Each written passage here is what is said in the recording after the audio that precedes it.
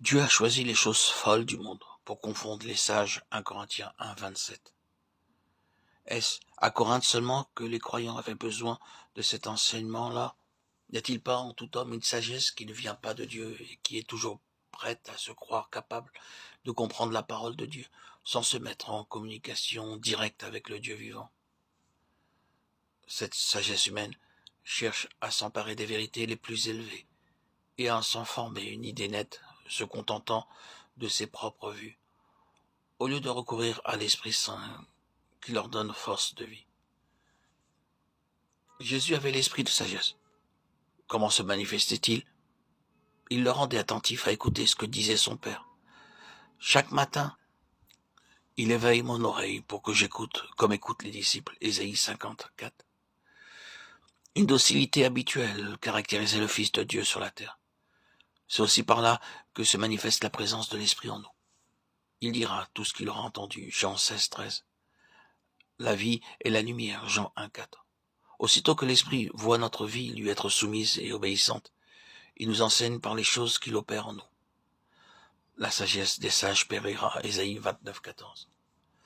Nous ne pouvons pas comprendre à moins que Dieu ne nous le révèle que le chrétien puisse se laisser séduire et tromper par une sagesse illusoire, qu'il puisse se bercer de belles pensées, de sentiments émouvants, sans comprendre que la vertu de Dieu lui manque. La sagesse de l'homme s'oppose à la puissance de Dieu. C'est à sa puissance efficace que l'on reconnaît la sagesse de Dieu. Le règne de Dieu ne consiste pas en paroles, en pensée ou en connaissance, mais en puissance. 1 Corinthiens 4:20. Dieu veuille nous ouvrir les yeux, nous faire voir que très souvent, notre religion consiste en paroles, en pensées et en sentiments plutôt qu'en puissance de Dieu. Remarquez bien que l'esprit du monde et la sagesse du monde ne sont qu'un. La légèreté avec laquelle un grand nombre de chrétiens se livrent sans crainte ni prudence à l'influence dangereuse de la littérature du jour est une des principales raisons qui empêchent le Saint-Esprit de les éclairer, de leur révéler la présence de Christ en eux. L'esprit de vérité que le monde ne peut recevoir parce qu'il ne le voit point et ne le connaît point. Jean 14, 17. Nous n'avons pas reçu l'esprit de ce monde, mais l'esprit qui vient de Dieu. 1 Corinthiens 2, 12. Ô Dieu, je te loue de ce que tu t'es révélé à nous en Christ, qui est la puissance de Dieu et la sagesse de Dieu. 1 Corinthiens 1, 24. Je te loue de ce que la sagesse de l'homme est sans force en face de la puissance du péché et de la mort, et de ce que Christ a prouvé par la rédemption qu'il est et la sagesse de Dieu.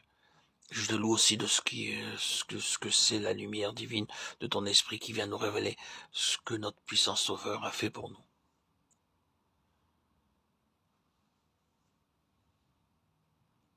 Fais-nous voir, ô Dieu, que c'est notre propre sagesse, notre imagination qui nous empêche de bien comprendre la parole de Dieu et la vérité de Dieu. Enseigne-nous à devenir fous pour devenir sages. Puissions-nous vivre continuellement d'une vie de foi, comptant sur le Saint-Esprit pour connaître la vérité. Père, tu nous as donné ton esprit afin qu'il nous révèle Jésus dans sa gloire. Nous attendons de lui qu'il le fasse. Amen.